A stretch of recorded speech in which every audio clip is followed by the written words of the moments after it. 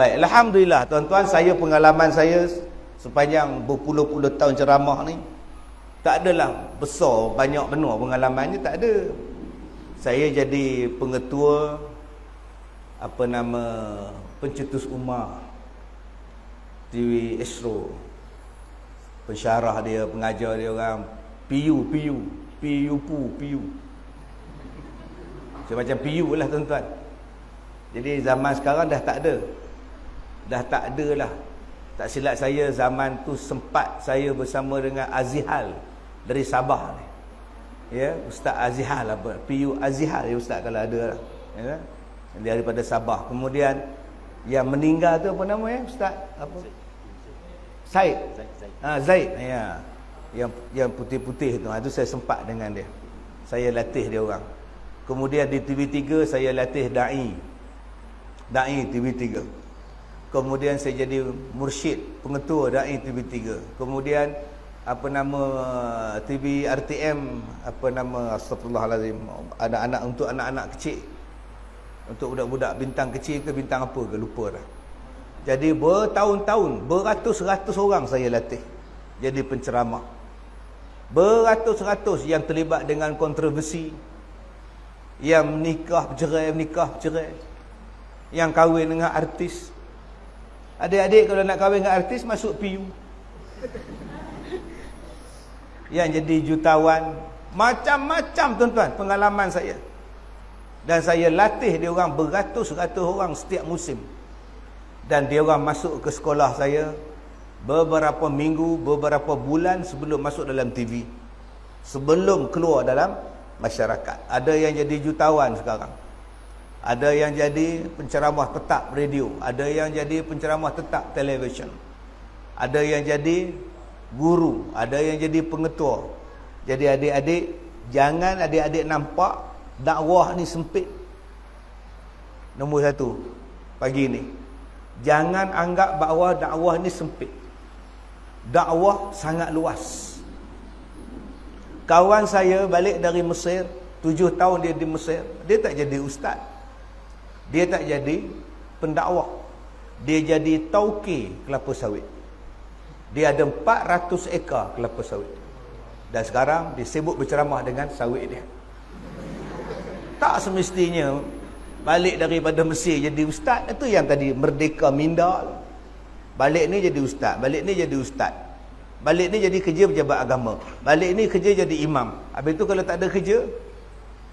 Sebab bila saya ceramah di Mesir 1 tahun, saya pergi, saya ceramah pada budak-budak di Mesir, budak-budak Malaysia kita. Bila buka sesi soal jawab, ada satu anak muda bangun. Dia dah 6 tahun di Mesir. Dah 6 tahun di Mesir, dia kata, Ustaz, next year saya nak balik ke Malaysia. Apa jaminan kerajaan pada saya untuk saya bekerja nanti? Itu soalan dia. Soalan dia, apa jaminan kerajaan untuk memastikan dia dapat kerja bila dia pulang ke Malaysia? Saya kata, silaplah awak. Silaplah awak. Saya pun tak kerja dengan kerajaan. Kalau awak mengharapkan kerja kerajaan, sempit hidup awak. Tapi kalau awak mengharapkan pada Allah, luas hidup awak. Ini yang kata merdeka minda.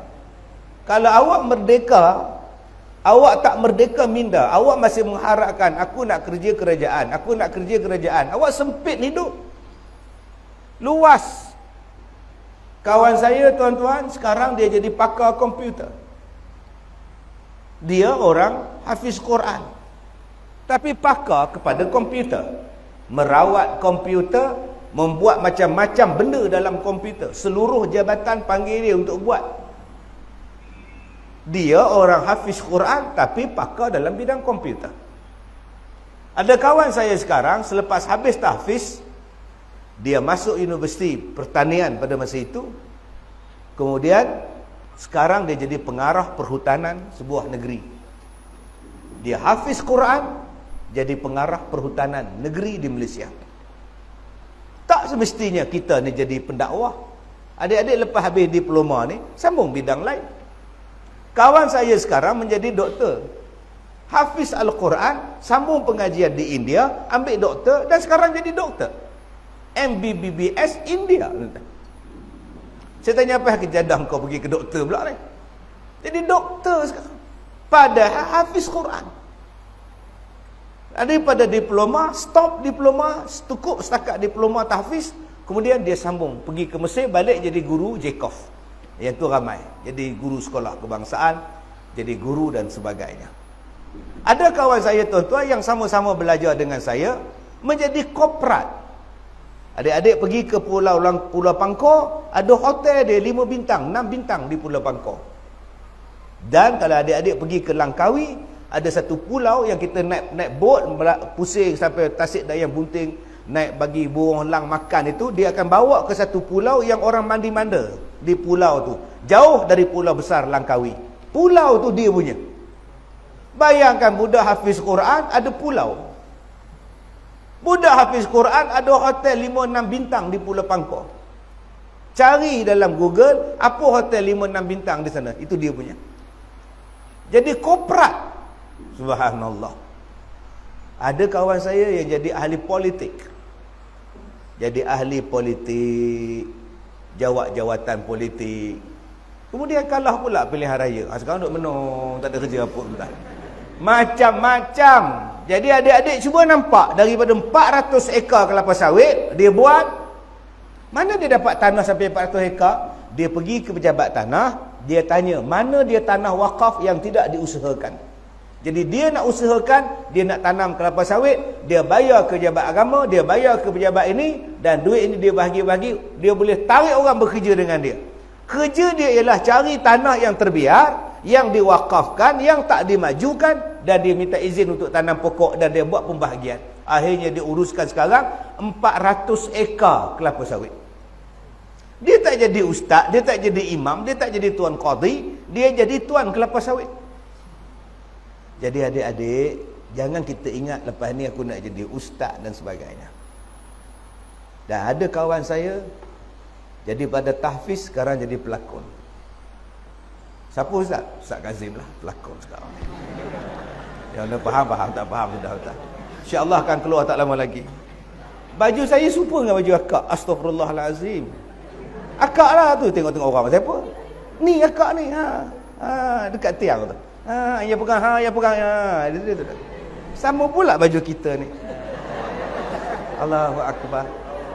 Ada kimia ni. Baik tuan-tuan. Baik, nombor 1, minda kita keluarkan. Jangan ingat lepas ni aku mengaji agama ni, aku nak jadi pendakwah, aku nak jadi ustaz, aku nak jadi ustazah je. Segala benda akak-akak boleh jadi. Selagi mana adik-adik cakap aku nak jadi ustazah, aku nak jadi ustaz je lepas ni, sempit tuan-tuan. Sedangkan kita mempunyai pelbagai kepakaran. Ada pelajar saya yang jadi penyanyi. Jadi penyanyi, dia tak sesuai jadi pendakwah. Sekarang buat album nasyid Arab semua. Saya sebut nama kan, tuan-tuan semua kenal. Sekarang jadi pendakwah, dalam masa yang sama jadi penyanyi. Duk nyanyi siang malam. Dah jadi kontroversi sekejap hari tu. Dah bebas dah. Tidak ada sebarang cas untuk dia, tidak ada kes untuk dia, tidak ada didakwa langsung. Sebab tu adik-adik, jaga-jaga yang muka handsome-handsome ni. Orang ngorak kita tak layan, orang ngorak kita tak layan. Sekarang jaga. Bahaya tuan-tuan. Saya baru ni orang datang Minang saya. Allah. Sehari sebelum saya pergi Mekah, Ustaz, sebelum saya pergi Mekah, Ustaz, satu orang daripada negeri mana tak tahu, umur 64 tahun. Dia kata, Ustaz, betul Ustaz tak nak ni? Tak apalah kak, saya pun sibuk kak. Kencing manis, kencing tawa. Penyakit saya tu kencing manis, kencing tawa, kena kencing. Sakit jantung, kena santau lagi. Kalau akak kahwin dengan saya, menderita kak, tak payah. Betul Ustaz tak menyesal? Betul tak menyesal. Umur 64, awal-awal saya tolak. Tapi kalau 24 insya-Allah. Kita rawatlah yang mana penyakit. Kencing manis ke apa, kita buka ubatlah insya-Allah. Baik, tuan-tuan yang saya hormati, nombor 1, minda kita merdekakan bahawa peluang pekerjaan kita sangat luas. Peluang rezeki kita sangat luas. Allah Maha Kaya. Allah bukan miskin. Adik-adik perlu jadi orang baik dan Allah bagi rezeki. Wa may yattaqillaha yaj'al lahu makhraja wa yarzuqhu min haitsu la yahtasib. Dah. Dan jangan anggap bahawa bila kita terlibat dengan bisnes, kamu dah lari daripada asal. Kita terlibat sebagai suri rumah tangga, tak kerja apa pun. Habis belajar aja terus kahwin. Kahwin pula dengan pensyarah ibdas. Astaghfirullahalazim. Patut tak pas. Rupanya duk main mata dengan pensyarah. Habis tuan. Lepas kahwin langsung jadi suri rumah. Akak-akak juga adalah orang yang baik, mendidik anak-anak. Anak-anak yang baik dididik dengan cara yang baik, menjadi warga negara yang baik, menjadi muslim yang baik. Jadi jangan kita hina pula orang yang tak bekerja. Habis tu Ustaz, saya pun malas kerja Ustaz. Siapa? Saya lah lelaki. Atau apa abang nak buat apa? Saya nak melahirkan anak-anak yang baik. Habis tu apa anak awak nak makan? Pandai-pandailah dia hidup Ustaz. Allah Maha Kaya Ustaz. Aku terajang dia ni kan. Tanggungjawab kita suami bukan macam orang perempuan. Kita laki-laki kena tanggung nafkah untuk dia orang. Orang perempuan tak apa. Maka tolong bersihkan minda anda. Satu. Yang kedua, apa yang kita nak ada sebelum kita jadi seorang pendakwah? Seorang yang terlibat dalam bidang dakwah. Sama ada di pejabat agama, di masjid, di pejabat orang asli, di pejabat mana-mana sajalah. Pendakwah bebas, nak buka sekolah, nak buka pondok sendiri ke, tuan-tuan nak kerja di sekolah ke, apa benda yang tuan-tuan kena ada? Kekuatan jiwa, kekuatan mental, kekuatan rohani. Tak ada yang ni tuan-tuan, tak ada. Sebab tu anak saya, dia hafiz Quran, dah tamat. Anak laki-laki saya dah tamat ijazah. Sebelum dia grade ini tuan-tuan, saya suruh dia masuk askar. Saya suruh dia masuk askar, latihan wataniah sebulan lebih. Kau pergi masuk askar wataniah punya pusat latihan, kau berlatih sebagai tentera. Hitam balik tuan-tuan. Gini muka. Oh, sudah. Handphone langsung tak boleh telefon sebulan. Benung dia. Berlatih dalam air. Macam mana tuan-tuan tengok cerita komando tu, duduk dalam air tak bernafas. Macam mana tuan-tuan tengok orang dalam cerita perang tu, rehat dia macam mana rehat?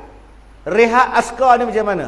Rehat askar kepala ke bawah, kaki, punggung ke atas, tepi jalan, begini duduk. Itu rehat dia orang. Rehat kita tepi tiang. Allah dengan abang tu. Gini tengok rehat abang. Oh, yang ni kena hantar askar ni tuan-tuan. Kepalanya dekat tanah, punggungnya ke atas. Rehatlah kau. Tangan kat belakang. Balikkan adik-adik buat. Tak payah buat sekarang, boleh buat. Kita buat praktikal sekarang. Oh, dia kata beratnya Ustaz. Oh, abang ayah. Oh, pukul 2 pagi perang lautan. Sebab nak ajar bagi semangat. Macam tu yang Rasulullah dulu. Sebelum mengajar orang, Rasulullah bela kambing dulu. Nabi-Nabi bela kambing dulu. Bukan kata Rasulullah aja. Nabi Ibrahim bela kambing, Nabi itu bela kambing. Sebab binatang yang paling degil sekali ialah kambing. Kambing ni binatang paling degil. Jangan makan. Itulah yang dia nak makan. Kita kandang pokok pisang kita dengan plastik. Dia nak masuk juga kepala dia. Itu kambing. Masuk kepala dia, dah boleh makan, keluar tak boleh. Kambing ni. Itu kambing. Orang macam itulah degil dia. Yang haram, yang itulah yang dia nak buat. Ini perangai dia.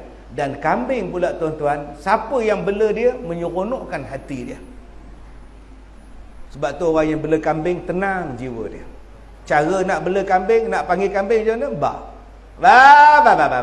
Datanglah kambing tu. Kebetulan jiran dia nama Ba. Dia tengok je tuan. Mengamuk suami dia. Kamu ngorak bini aku je. Tak, aku panggil kambing. Yang keluar isteri dia. Ya, kata dia.